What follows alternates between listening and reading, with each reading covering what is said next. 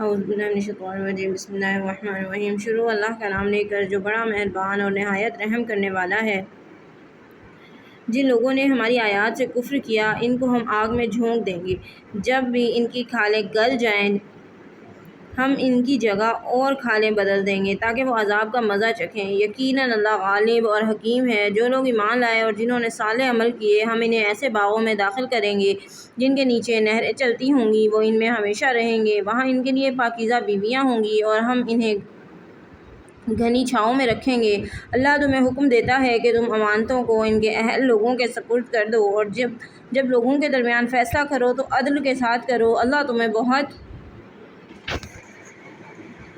عمدہ نصیحت کرتا ہے۔ بے شک اللہ سب کچھ سننے والا اور دیکھنے والا ہے۔ اے ایمان والو، اطاعت کرو اللہ کی اور اطاعت کرو رسول کی اور اپنے میں سے صاحب اختیار لوگوں کی۔ پھر اگر تمہارا کسی چیز کے بارے میں نزاع ہو جائے تو اسے اللہ اور رسول کی طرف پھیر دو،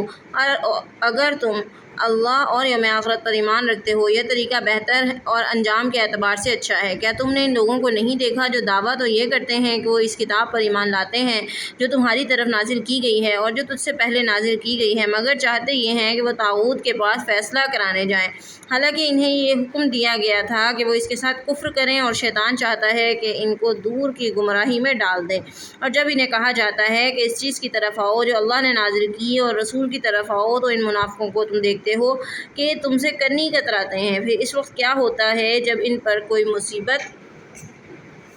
آ جاتی ہے ان اعمال کی وجہ سے جو انہوں نے اپنے ہاتھوں سے کیے ہوتے ہیں، تو پھر یہ تمہارے پاس آتے ہیں اور قسمیں کھاتے ہیں کہ ہم نے بھلائی اور موافقت پیدا کرنے کے سوا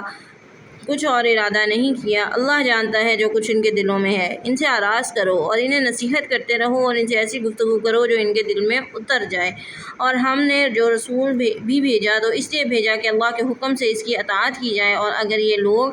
جب کہ انہوں نے اپنے آپ پر ظلم کر لیا تھا تمہارے پاس آتے اور اللہ سے معافی مانگتے اور رسول بھی ان کے لیے معافی کی درخواست کرتا تو یہ اللہ کو توبہ قبول کرنے والا اور رحم کرنے والا پاتے۔ نہیں اے محمد صلی اللہ علیہ وآلہ وسلم، تمہارے رب کی قسم یہ کبھی مومن نہیں ہو سکتے جب تک یہ ان معاملات میں تجھے فیصلہ کرنے والا نہ مان لیں جن میں ان کے درمیان اختلاف ہوا ہے، پھر وہ تمہارے دیے ہوئے فیصلے کے بارے میں کوئی تنگی اپنے دلوں میں محسوس نہ کریں بلکہ سر بسر تسلیم کریں۔ اور اگر ہم ان پر فرض کر دیتے کہ اپنے آپ کو قتل کرو یا اپنے گھر سے نکل جاؤ تو یہ لوگ اس پر عمل نہ کرتے سوائے ان میں سے تھوڑے سے لوگوں کے، لیکن اگر یہ وہ کام کرتے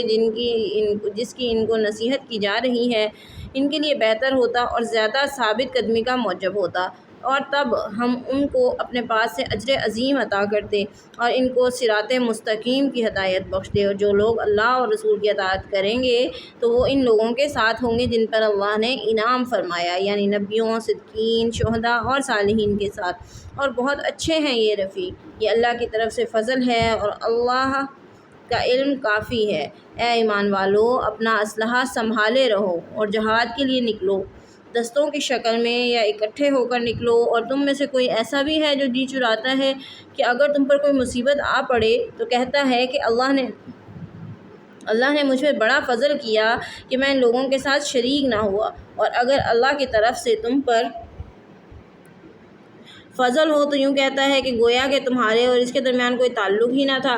کاش میں بھی ان کے ساتھ ہوتا اور بڑی کامیابی حاصل کر لیتا۔ بس ان کو اللہ کی راہ میں ان لوگوں سے لڑنا چاہیے جو دنیا کی زندگی کو آخرت کے بدلے میں فروخت کر دیں، اور جو اللہ کی راہ میں لڑے اور پھر قتل ہو جائے یا غالب آ جائے ہم اسے اجر عظیم عطا کریں گے۔ اور تمہیں کیا ہو گیا ہے کہ تم اللہ کی راہ میں ان بے بس مردوں اور عورتوں اور بچوں کے لیے نہیں لڑتے جو کہہ رہے ہیں کہ اے ہمارے رب ہمیں اس بستی سے نکال لے جس کے باشندے ظالم ہیں، اور اپنی طرف سے ہمارا کوئی حامی بنا دے اور اپنی طرف سے ہمارا کوئی مددگار بنا دے۔ جو لوگ ایمان لائے ہیں وہ اللہ کی راہ میں لڑتے ہیں، جو کافر ہیں وہ شیطان کی راہ میں لڑتے ہیں۔ بس شیطان کے ساتھیوں سے لڑو، بے شک شیطان کی چال بہت کمزور ہے۔ کیا تم نے ان لوگوں کو نہیں دیکھا جن سے کہا گیا کہ تم اپنے ہاتھ روکے رکھو اور نماز قائم کرو اور زکوٰۃ ادا کرو، پھر جب ان پر جنگ فرض کی گئی تو ان میں سے ایک گروہ کا حال یہ ہے کہ وہ لوگوں سے اس طرح ڈر رہے ہیں جس طرح سے اللہ سے ڈرنا چاہیے یا اس سے بھی زیادہ، اور کہتے ہیں کہ اے رب ہم پر جنگ کیوں فرض کر دی، کیوں نہ ہمیں قریب کی مدت تک کچھ اور مہلت دی۔ ان سے کہو کہ یہ دنیا کا سر و سامان بہت قلیل ہے اور آخرت ان لوگوں کے لیے زیادہ بہتر ہے جو اللہ سے ڈریں، اور تم پر ذرہ برابر ظلم نہیں کیا جائے گا۔ جہاں کہیں تم ہوگے موت تمہیں پالے گی، اگرچہ تم مضبوط قلعوں میں بند ہو، اور اگر انہیں کوئی فائدہ پہنچتا ہے تو کہتے ہیں کہ یہ اللہ کی طرف سے ہے، اور اگر انہیں کوئی نقصان پہنچتا ہے تو کہتے ہیں یہ تمہاری طرف سے ہے۔ ان سے کہو سب کچھ اللہ کی طرف سے ہوتا ہے۔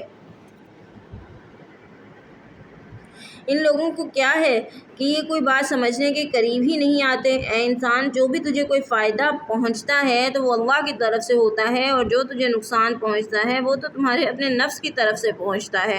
اور اے محمد صلی اللہ علیہ وآلہ وسلم، ہم نے تجھے لوگوں کے لیے رسول بنا کر بھیجا ہے، اور اس پر اللہ گواہ کافی ہے۔ جو رسول کی اطاعت کرے گا اس نے دراصل اللہ کی اطاعت کی، اور جو منہ موڑ گیا تو ہم نے تمہیں ان لوگوں پر نگران بنا کر نہیں بھیجا۔ اور یہ منہ پر کہتے ہیں کہ ہم اطاعت گزار ہیں، لیکن جب یہ تمہارے پاس سے نکلتے ہیں تو ان میں سے ایک گروہ راتوں کو ان باتوں کے خلاف مشورے کرتا ہے جو تم کہتے ہو۔ اللہ لکھ رہا ہے جو کچھ یہ مشورے کر رہے ہیں، تم ان سے آراز کرو اور اللہ پر بھروسہ کرو، اور اللہ ہی کافی ہے، کارساز ہے۔ کیا یہ قرآن پر غور نہیں کرتے کہ اگر یہ اللہ کے سوا کسی اور کی طرف سے ہوتا تو یہ اس میں بہت سا اختلاف پاتے۔ یہ ان